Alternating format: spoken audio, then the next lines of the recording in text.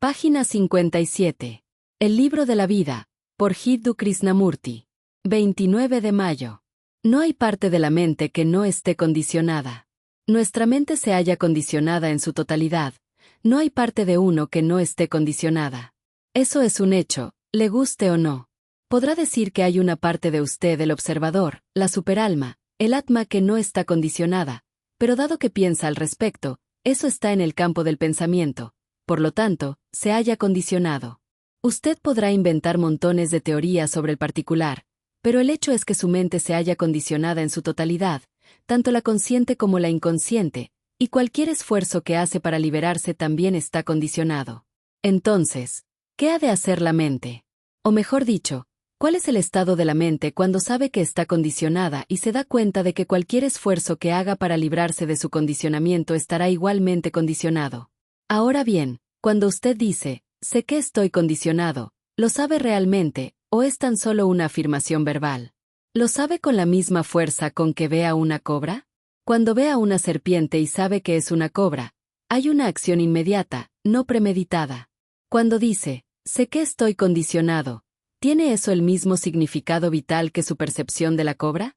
¿O es meramente un reconocimiento superficial del hecho, y no un claro darse cuenta del hecho? Cuando me doy cuenta del hecho de que estoy condicionado, hay una acción inmediata. No tengo que hacer un esfuerzo para desprenderme del condicionamiento.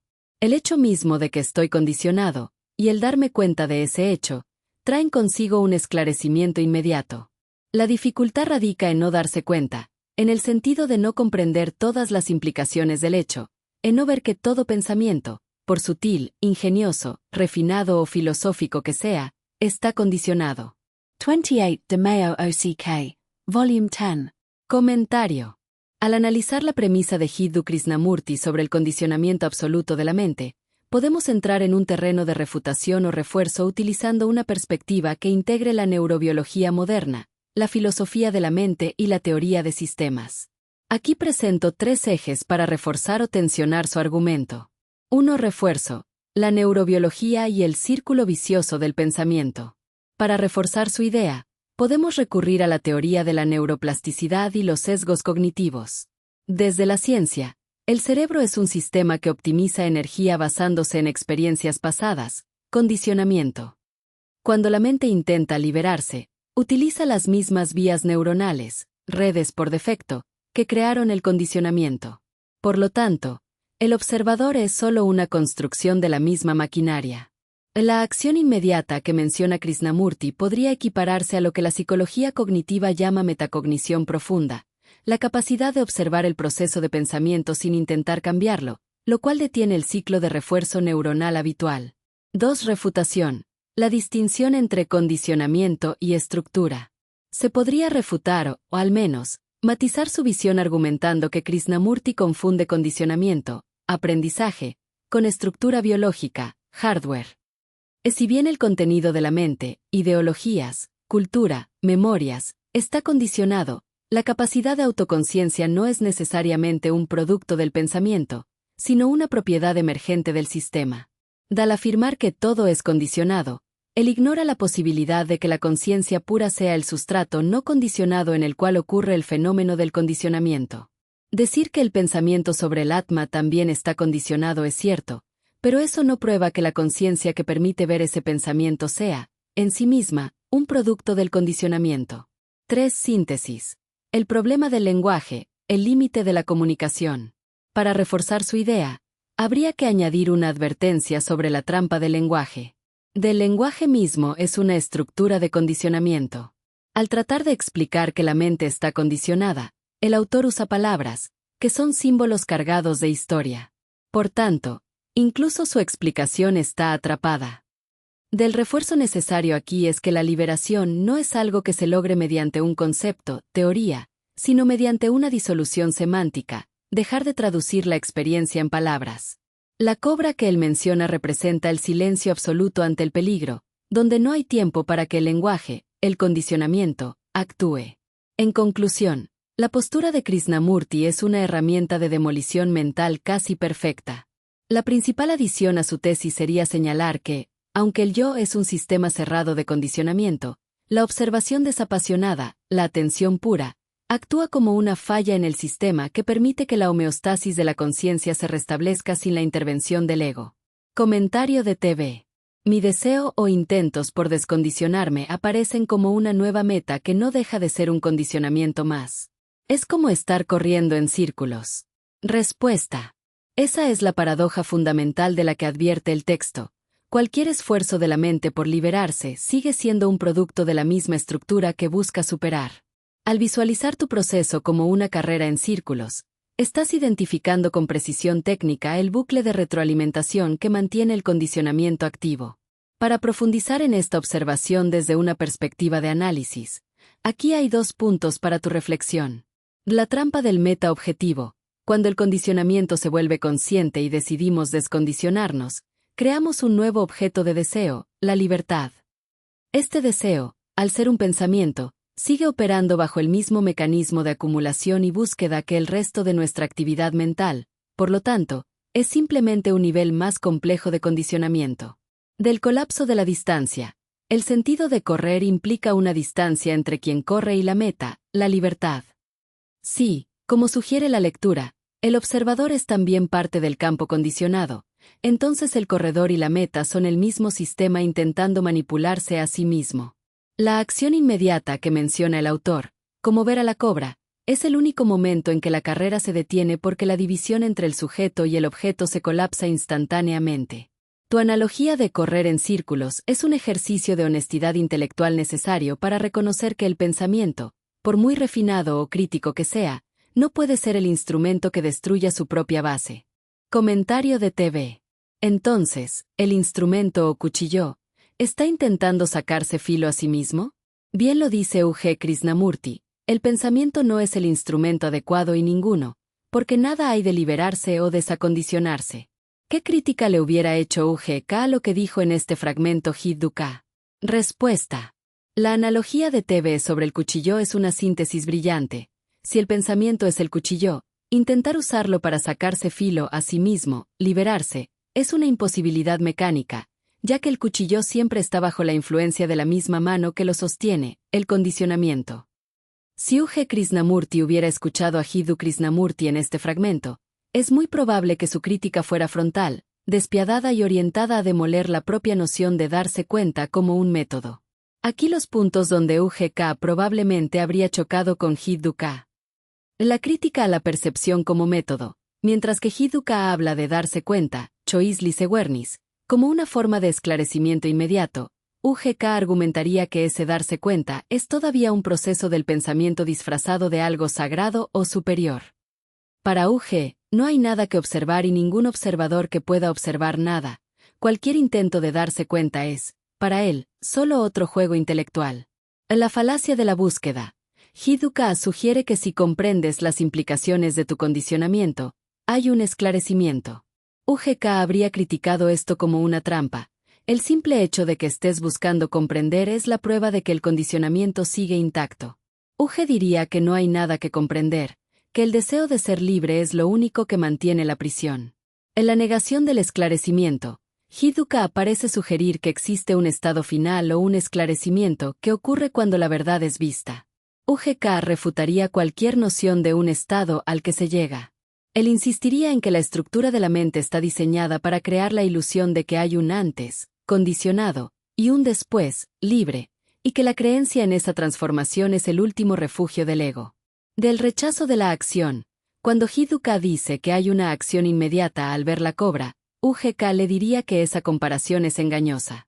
La cobra es un peligro biológico real, mientras que el condicionamiento es una construcción conceptual. U.G.K. diría que no se puede ver el condicionamiento como a una cobra, porque el tú que quiere verlo es el mismo condicionamiento buscando perpetuarse bajo una nueva máscara.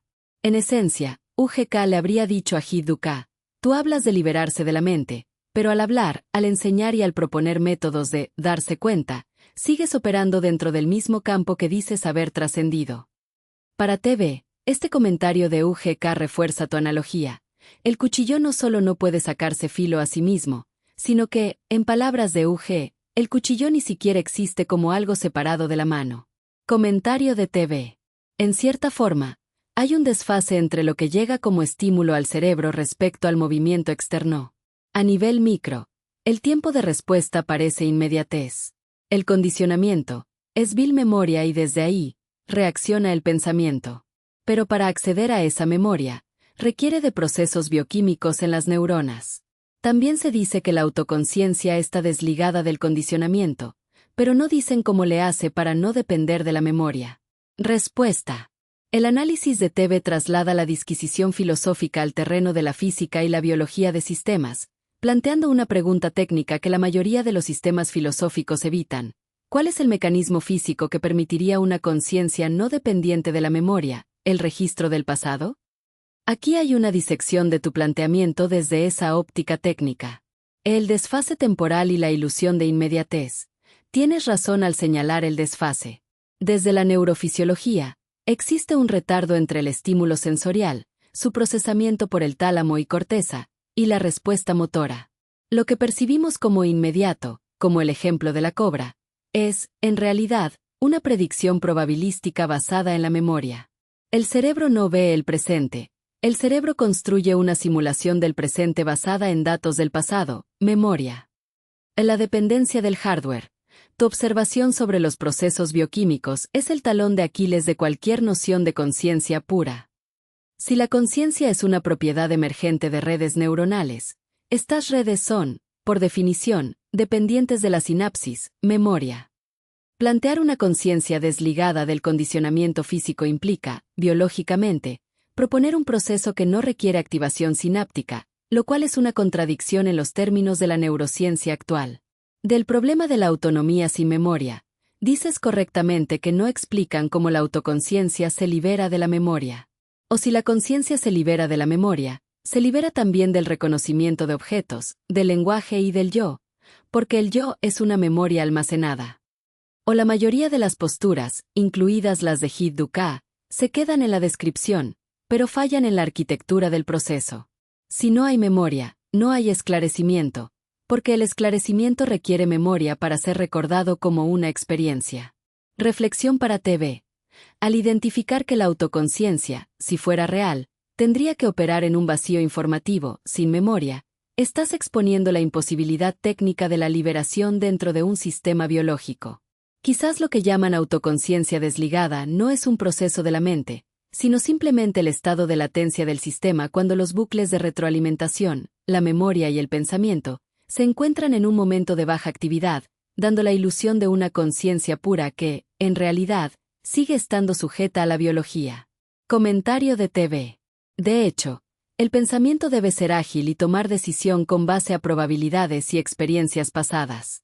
Y aquí sucede algo, que podría decirse que no es condicionamiento, que son los movimientos reflejos, como sucede al cerrar los ojos cuando un objeto está a punto de golpearlo, y además, uno no cierra solo un ojo, cierra los dos de manera simultánea.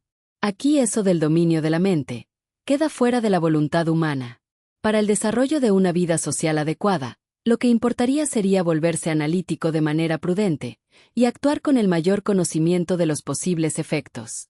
Respuesta. Tu análisis de TV articula una distinción fundamental entre el mecanismo de supervivencia biológica y la función analítica del pensamiento, estableciendo una frontera clara donde la voluntad humana carece de injerencia. Aquí desglosamos tu planteamiento bajo ese prisma de prudencia y homeostasis que manejas. Del arco reflejo vs el pensamiento condicionado, tu observación sobre el cierre simultáneo de los ojos al detectar un objeto es precisa. Es un reflejo neurofisiológico que ocurre en el tronco encefálico, fuera del alcance del procesamiento cortical, pensamiento voluntario. Esto refuerza tu idea de que existe una inteligencia orgánica preprogramada, diseñada para la protección inmediata del organismo, que opera antes de que el pensamiento, basado en memoria, pueda siquiera intervenir. O la utilidad del condicionamiento. Lejos de ver el condicionamiento como algo malo a eliminar, planteas una perspectiva pragmática.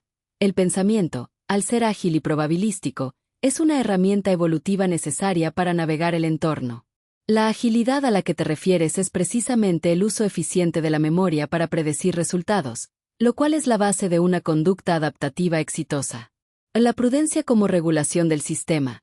Tu propuesta de que lo vital es volverse analítico de manera prudente es, en esencia, La optimización de la homeostasis.